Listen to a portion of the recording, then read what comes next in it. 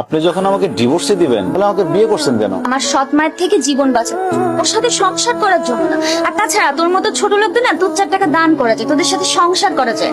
আপনার জীবন বাঁচানোর জন্য আমার জীবন নষ্ট করলেন কেন? তোর মতো সবজি আলার আবার কিসের জীবন রে? আর তাছাড়া তোর কাছে না আমি আমার লাইফের প্রবলেম শেয়ার করতে একদম রাজি। আর তোর কত বড় সাহস, তুই আমার সাথে এক বিছানায় ঘুমাইতে চাস? তোর নিজের লেভেলটা ভাবছোস একবার? তুই আমার সাথে আমার রুমে আমার বিছানায় ঘুমাইতে আসবি, এর জন্য না আমি বালিশের নিচে গিফট রেখে দিয়েছিলাম। দ্বিতীয়বার আমার রুমে ঢোকার আগে না তোর এই যে মাথায় ব্যথা পাচ্ছিস, এটা যেন তোর মাথায় আসে আগে। আমার রুম থেকে বের হ। আর তোর গা থেকে না সবজির ঘ্রাণ বের হইতেছে, আমার না জাস্ট সাফোকেটেড লাগতেছে। যাও আমার রুম থেকে বের হও। এই মাইটারে দেখছস কোথাও পালা যেতে? আমার তো 7 দিন ধরে জ্বর ছিল, আমি তো দোকানই বন্ধ ছিল 7 দিন ধরে। আমি কিছু দেখিনি, আমি কিছু জানি না। সত্যি কইতাছস?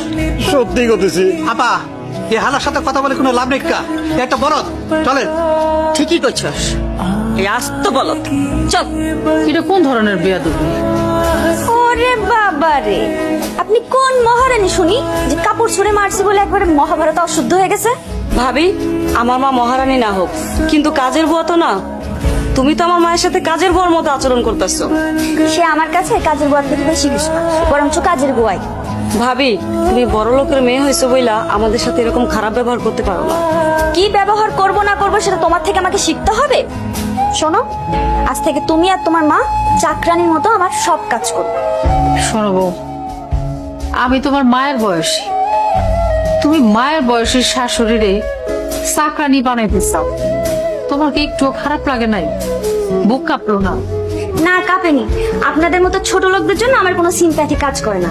আপনারা মা আর মেয়ে মিলে ময়লা কাপড় চোপড়গুলো এখন ধুয়ে রোদে শুকাইতে দিবেন, জান? ভাবি, অসম্ভব। তুমি এবারের বউ, তুমি আমাদের সেবা যত্ন করবা, তা না করে তুমি উল্টা দিনের পর দিন আমাদের সাথে অত্যাচার করে চলছো।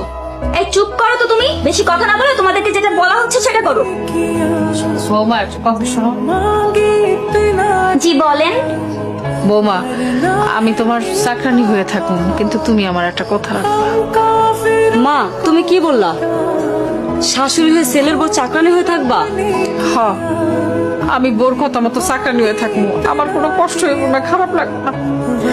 আমি চাকরানি হই, যা খুশি হই, তারপরও যদি আমার সন্তানটা ভালো থাকে, সুখে থাকে, তার জন্য আমি সবকিছু করতে পারি, প্রয়োজন হলে জীবনও দিতে পারি। এত ভনিতা করার দরকার নেই, কি বলতে চান সেটা বলেন। বৌমা, আমার ছেলেটারে তুমি ডিভোর্স দিও না। বিশ্বাস করো, আমার ছেলেটা তার জীবনের চাইতে তোমারে বেশি ভালোবাসে।